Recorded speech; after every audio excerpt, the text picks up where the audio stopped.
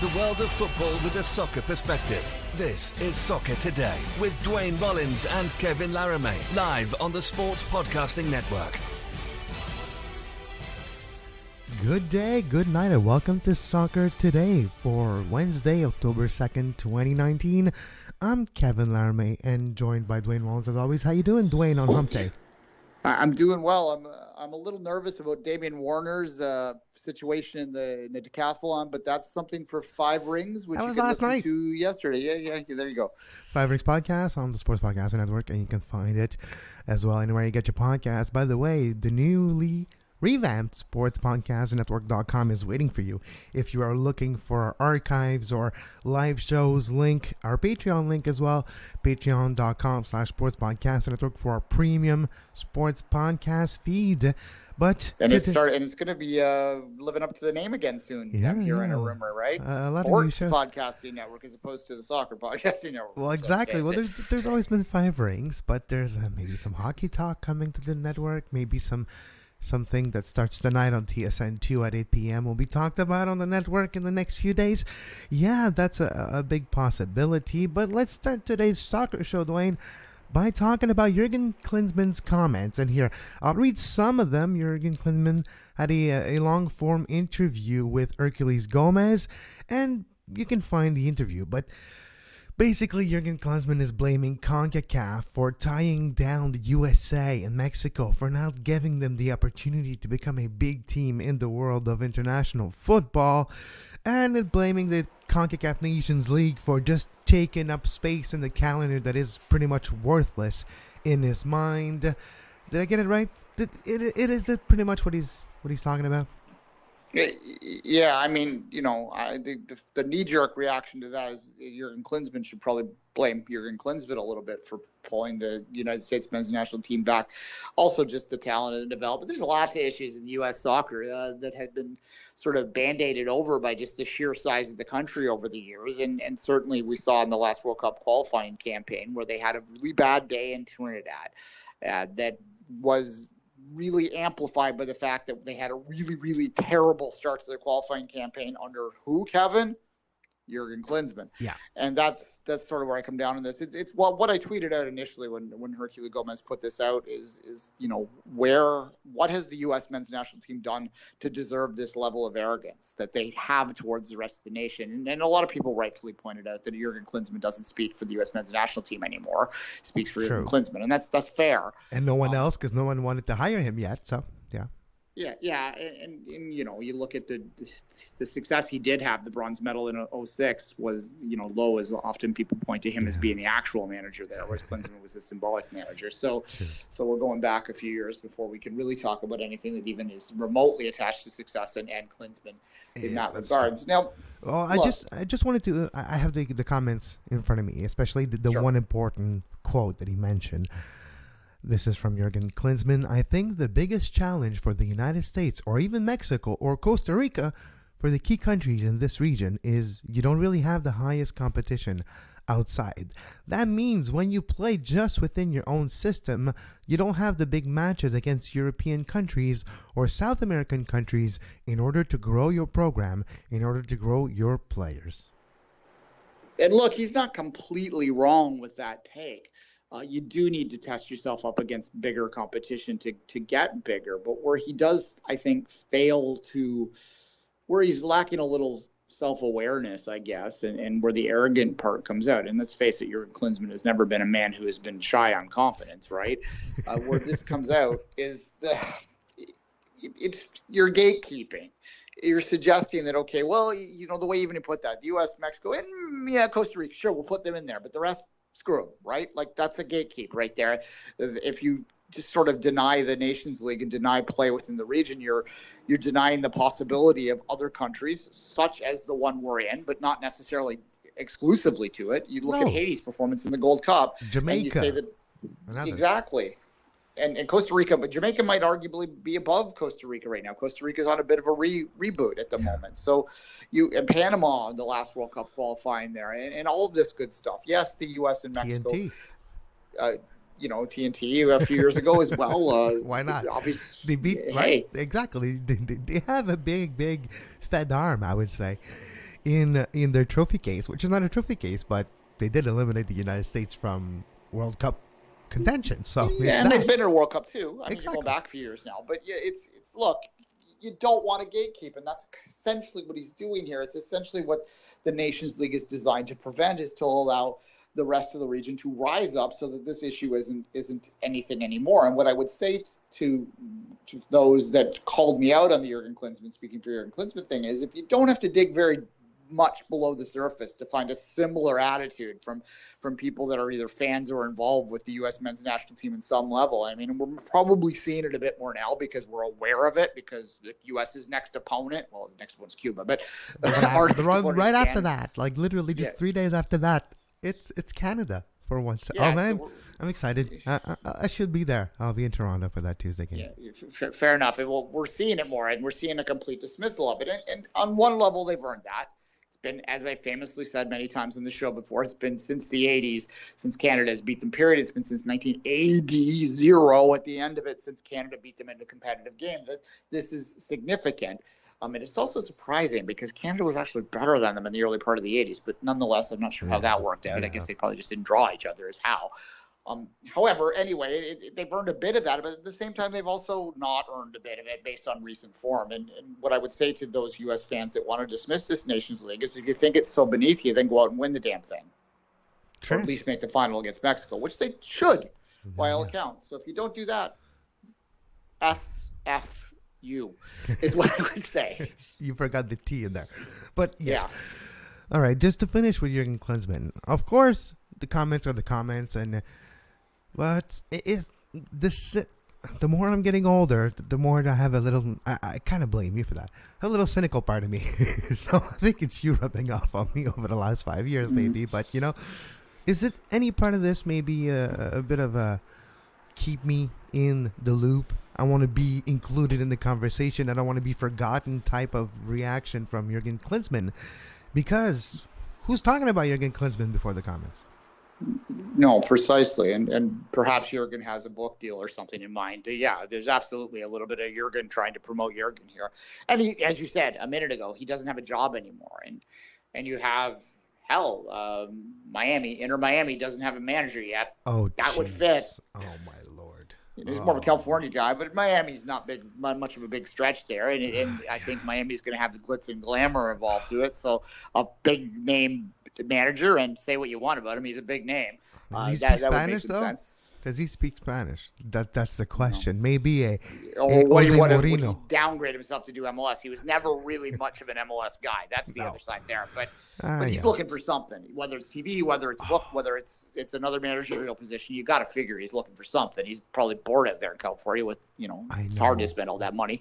I know who you need as a coach for Miami, Duane. I know this has nothing to do with Jurgen Klinsmann, but you remember the former coach of the Mexico national team, little short guy who's now coaching Club America? What's his name? Hector something? I don't know, but Herrera or something. Oh yeah, he is quite the showman. That would be fun. Anyways, that's not what we're going to talk about today. But I thought it was interesting to just look at these comments from Jurgen Klinsmann regarding CONCACAF. And of course, if you're us in Canada, we're looking at these comments. We're like, you're not wrong, but you're not France either. Like, maybe a little humility at this point where the national team is in the United States is required. And these types of comments are far from what humility is by definition. The thing is, he has nothing to do with the program, too. So it's just him, but yeah. Yeah, fair enough. I've often compared the U.S. men's national team and its fans and people associated with, like, teenagers that are pretty good at something, but they think that they know the whole world. And I know that I'm probably coming off as a bitter Canadian here. Canadians have this about them as well. By the way, it's like, we know better, blah, blah, blah. Meanwhile, like the grandpa representing the European stores is kind of just shaking his head and yelling at clouds, amused at them. And then, but like those that are below it, like the tweens, which would be us, are like, shut up, you're not as cool. And it comes off like that. It's a little bit. It's a little bit of lack of self-awareness. And like I listen to a lot of American content, as people know, every day. And one of the things I listen to about once a month, it's a monthly podcast, is the American Outlaws podcast.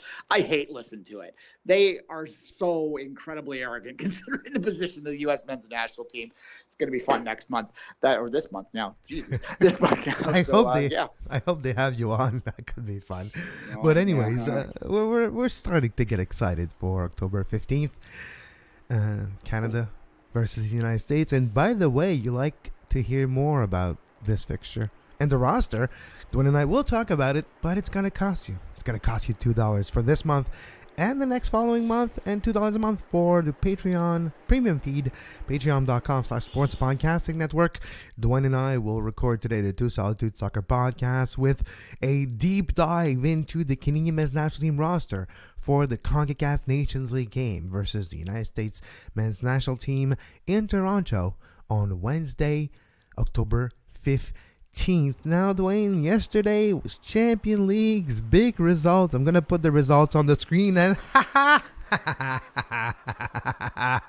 Bayern 7 in London versus Tottenham. North London is German. Yeah, I guess so. Yeah. It's a surprising result, I think, on some levels, because Bayern has been a bit sputtering at times this year. A bit of a downer in the sense that Alphonso Davies couldn't find the pitch in that game. I'm not too sure what he has to do to get back on the pitch. That's a discussion maybe for I have an idea. Not leave with an airplane and come back and miss training, and then that's going to leave a mark. How long do you have to sit in purgatory for that, though? Well, that's true. To a point. Maybe he hasn't paid off the $20,000. It was the last international break, so we're looking at a month now that he's maybe. Well, he has played since, to be fair, and he has scored since. But yes, it has been difficult for him to find the pitch in regular gameplay. But still, Lewandowski 2 goals, Gnabry 4 goals versus his former rival. He used to play for Arsenal, for the Gunners. I guess once a Gunner, always a Gunner, and Bayern Munich just destroyed, put on a marker. Does it tell us anything about Tottenham? Just not the result, not the loss, but Duane, quitting in a game like this. When you lose 7-2, you quit. You stop playing at some point. Look, yeah, Pochettino's out is going to be something that's, I think that's a bit drastic. He doesn't deserve to be fired, but maybe he needs to evaluate, and there might be a little bit of staleness going on across the board here. This is a club, of course, that went to the Champions League final last year. To have 7 hung against them at home it's embarrassing, and it's not something that it's not something you want to see happen. Although it's becoming increasingly common. And common's a hard way to put it, but it's not as unheard of to have these big scores in Champions League against clubs that you wouldn't expect it. And Spurs is certainly a club you wouldn't expect to have 7 scored against them at any point. But they certainly have not just looked, at the start of the year, they universally were picked 3rd. And there were even some people that were like debating whether or not they could challenge the top 2. And the answer quite clearly is it's been answered. I mean, Leicester's in 3rd right now, so they're not. When are we going to talk about Brendan Rodgers and the job he's doing at Leicester, though? Like, underrated manager over the years. I think we overlooked Brendan Rodgers, but that's maybe the topic for another day. Yeah, well, I mean, quickly on that, there has actually been a lot of comment on European content over the past little week about Leicester and really the conveying wisdom, and it is a topic to dive in deeper once MLS ends, is that it's not just about Rodgers, who has proven to be a very good manager at multiple levels. I think he was a bit forgotten up in Celtic, and, a lot of people feel perhaps correctly that their cat could manage Celtic to Premier League, to the Scottish Premier League titles. Go back to his time with Liverpool, Duane. Sorry to interrupt, but go back to his time with Liverpool and look at the roster he had. Yeah, now look back with hindsight.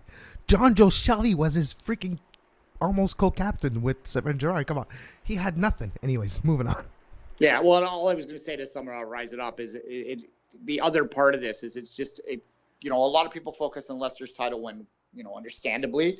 But the greater story really is their consistent play. They've consistently turned themselves into a club that you expect to be a top, maybe not top 4 consistently, but certainly a European contending team consistently. And that's a remarkable turnaround for a club that really just a few years ago was in the second tier. So they've done a great job management wise. And then of course the disaster last year with the unfortunate death of the owner, a lot of people were worried that maybe that might impact how that club was run moving forward, but it certainly has seemed that it's not. But Leicester wasn't playing yesterday, so we'll save that. Exactly. More deeper for another time. Let's go back to the results. Atalanta 1, Shakhtar Donetsk with the victory 2 on the road, 2-1 for Shakhtar.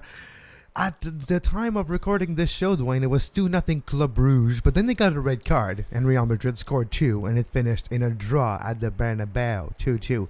Real Madrid and Nightclub Brugge.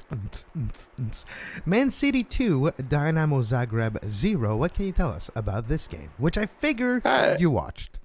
Yeah, I watched the Real Madrid game, the second half of it too, and it was all one-way traffic after the first half, even before the red card. Real Madrid, although they just couldn't get a finish. In terms of the City game, it was pretty dominant performance, but they just couldn't finish. They put Raheem Sterling in, and once Raheem Sterling came to the game, that's when the goals came. And that it continues to be an ongoing story as well. And it's not even a story anymore. Everyone just understands that Raheem Sterling is amongst the world's best players now. Top 10 I don't player think in the world. Yeah, I agree. Yeah, that was a debate, I think, maybe even 10 months ago. But now it's just, no, he's a top 10 player. And his impact on a game is so obvious when he comes in. He is. Yeah. De Bruyne is City's best player.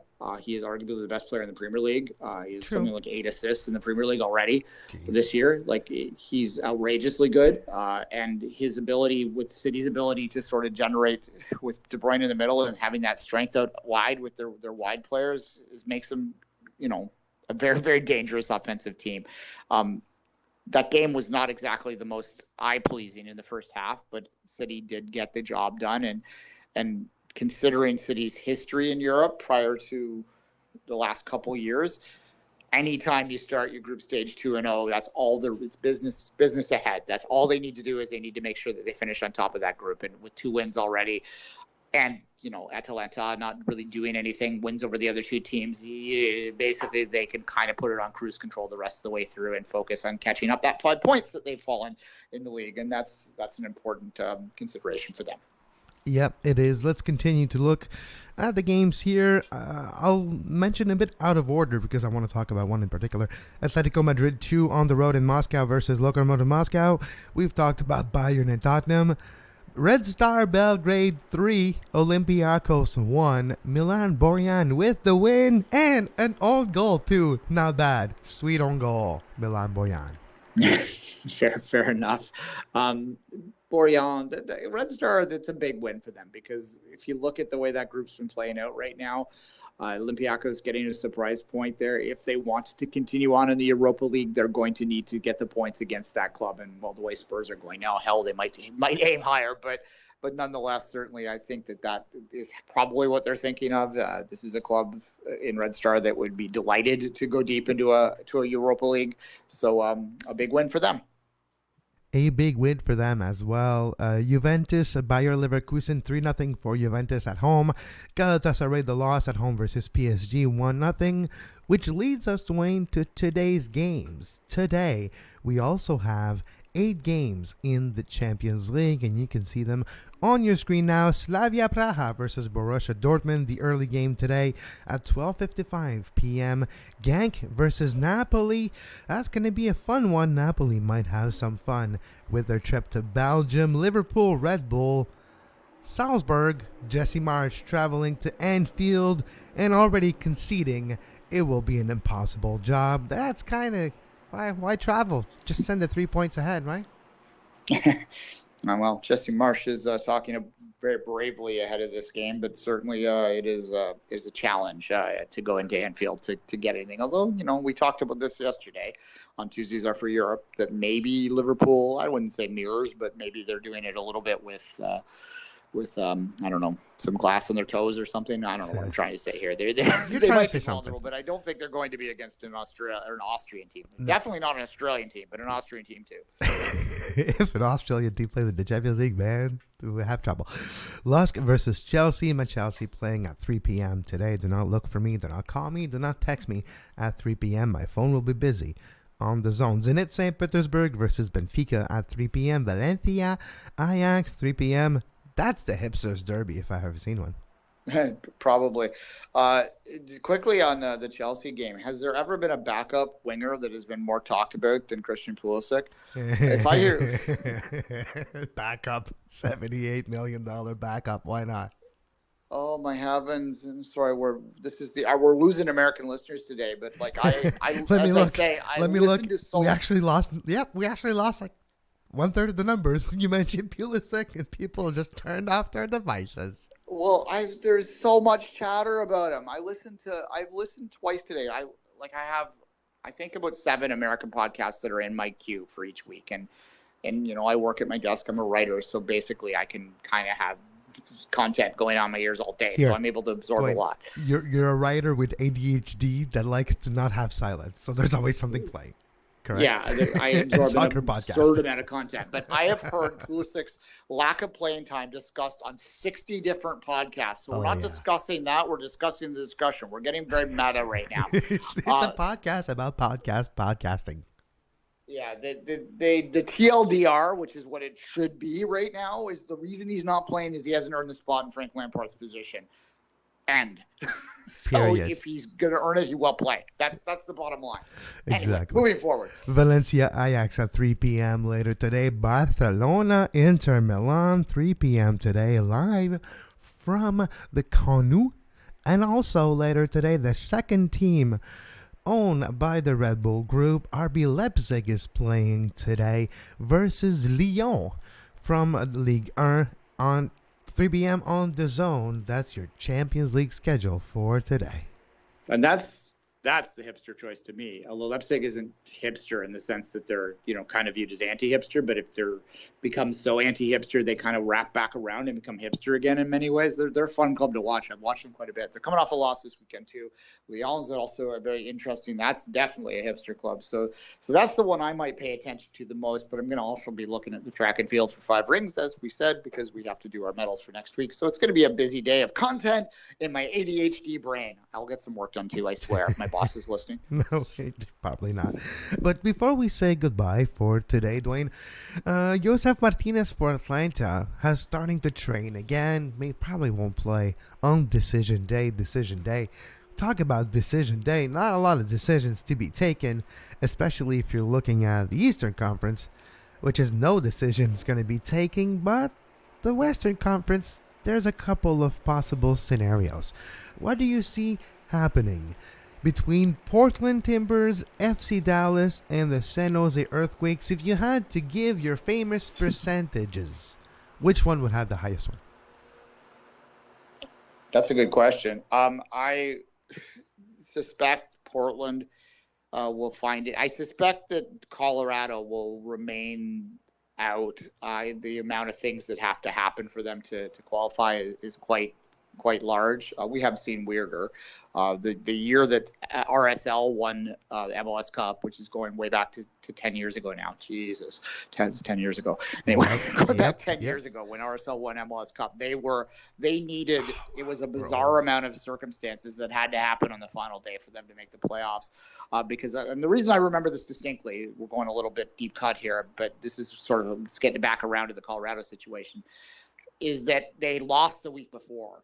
And they were at BMO. They were in front of me, and their players slumped to the ground and were like almost openly crying because it was basically TFC took a scalp off them. It was unexpected. They looked like that had eliminated from the playoffs. They had to have them win and like 6 other results go their way. It happened. So if you're a Colorado fan listening to this, there is some hope that it could happen for you, but lightning rarely strikes twice, and even in a decade apart. So that's kind of where I come down on that. But I will be I'm kind of cheering for the Bizarre.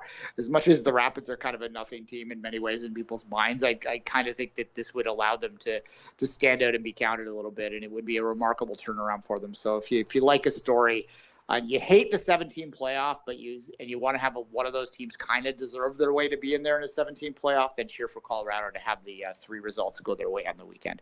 Yeah, that could be interesting. And Colorado would have to beat LAFC, of course, and you would have Sporting Kansas City needing to win versus FC Dallas.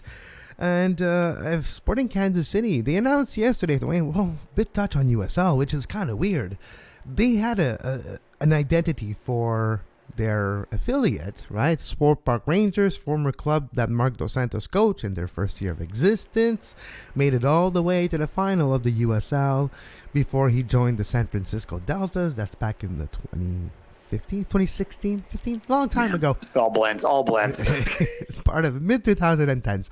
But now Sporting Kansas City announced going to be Sporting Kansas City 2 in the USL Championship for next year, which is kind of weird because there was a feeling that all the two teams would be moved down to maybe League One or eventually even League Two to leave the USL Championship as a true standalone championship that first teams and not just reserve teams. But it's interesting that Sporting Kansas City 2 has changed his name to Sporting Kansas City 2 instead of Sport Park Rangers, going with the affiliate and the pretty much farm team type of name for this club identity.